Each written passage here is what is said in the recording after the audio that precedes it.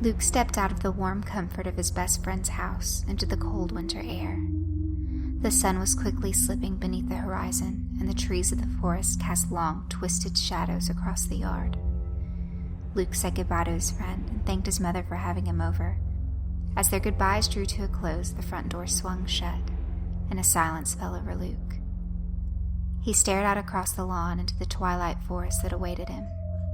It was only a 15-minute walk from his friend's house to his own, and he had made that walk countless times before.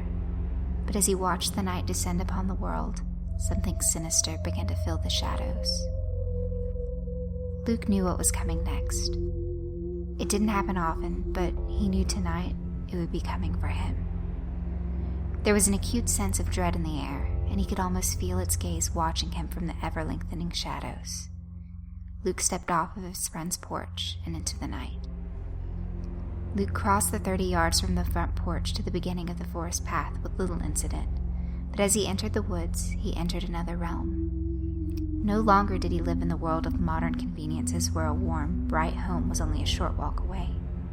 In its stead was a primeval existence where danger lurked in every shadow, and his only salvation was a night's march away.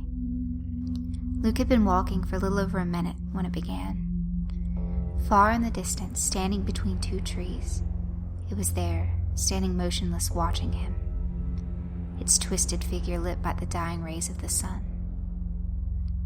No sooner had Luke seen it than it was gone, and with it vanished the last vestiges of daylight. The hunt was on. Luke began to move faster, but he had to hold himself back, knowing if he broke into a run, it would soon chase him down. This was not Luke's first time seeing the thing, and after enough encounters he had learned the rules. He was not to run or scream, or it would be angry. If it was angry, Luke received a deep gash on his arm or on his leg. Luke had been fortunate to never anger it further. Luke knew if he kept calm and walked home, the thing would not punish him. It would be terrifying, but he would arrive home alive. The first time he saw it, he had run home with his heart ready to rip itself out of his chest. He received a nasty cut down his leg for his troubles, and he arrived home dirty, bloody, and trembling. He had stumbled into the house and sunk to the floor, shaking and crying.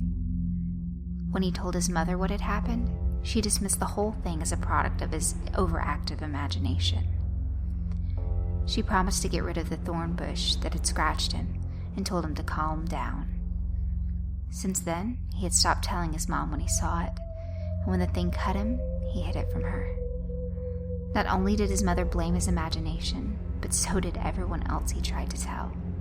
His father, his brother, even his best friend blamed his overactive imagination. His father and brother had told him to stop playing pretend and act his age. Luke was alone with his twisted companion. Luke continued onward, trying to contain his fear. Every second he fought the urge to scream and run for his life. Luke knew that at any moment it could appear. He might turn a corner and it would be there in the middle of the path. He might glance to the side and see it behind the nearest tree, but no matter what, he never saw it for long. Luke was not even sure what it looked like, as it never stayed in sight long enough for him to set his appearance into memory. But although he rarely saw it, its presence never left. Whether it was noxious smells of filth and blood, ragged panting, or drooling, Luke knew the thing was always close by. The walk was stretching into an eternity for Luke.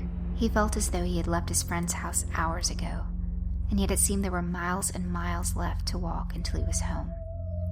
Luke began to pick up the pace a little, and as his step quickened, he heard a shuffling gait behind him begin to rustle the leaves. This was incredibly odd, as he had never heard its footsteps before. They were close, but not so close that Luke was considering bolting. Oddly, these heavy footfalls made Luke feel better. He knew he couldn't possibly be imagining them. He could hear leaves rustle and crunch beneath his pursuer's feet. He could hear it physically impacting the world. Surely that couldn't be his imagination. Time dragged on, and Luke could hear the footsteps growing closer and closer. His already strained heart began to beat even faster.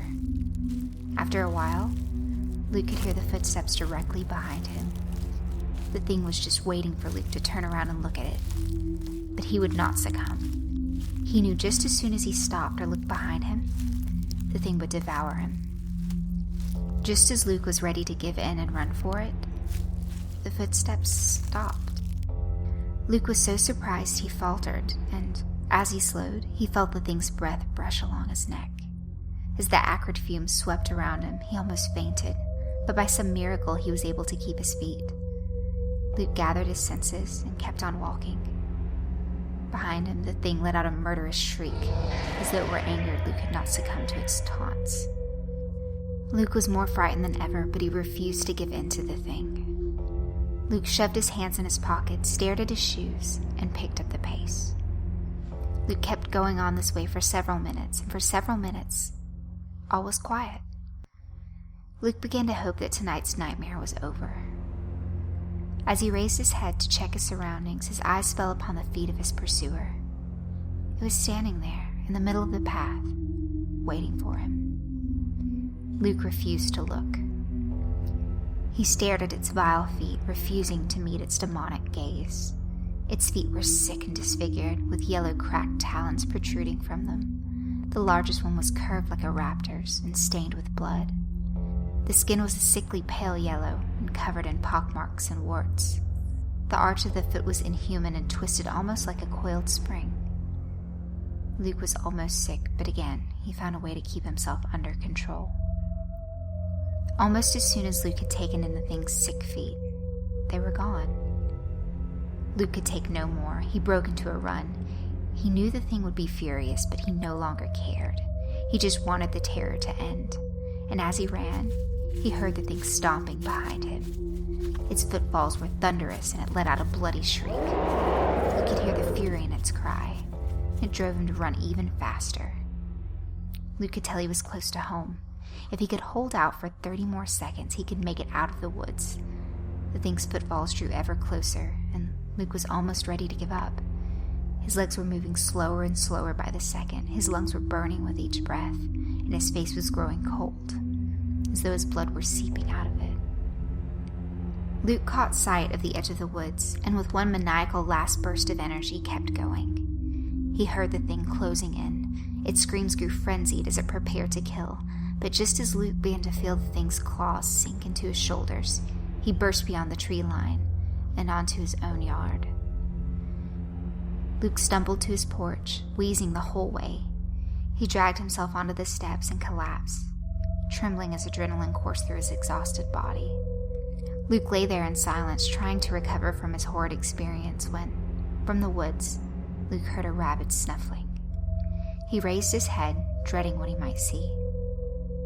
From out of the woods emerged the thing. Luke had no idea what to do. The thing always disappeared when he left the woods.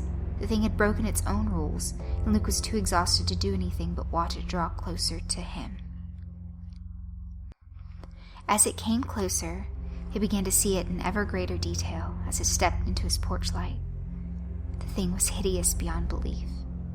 It was disgusting and unnatural. It had one huge red eye in the middle of its face. Below it was a crooked gash of a mouth that hung open, revealing a veritable hacksaw of black and bloody teeth. It had no nose or ears, and its head was covered in limp spikes. Its shoulders were uneven as one arm was gimpy and the shoulder twisted. The arm was withered and hung by the creature's side.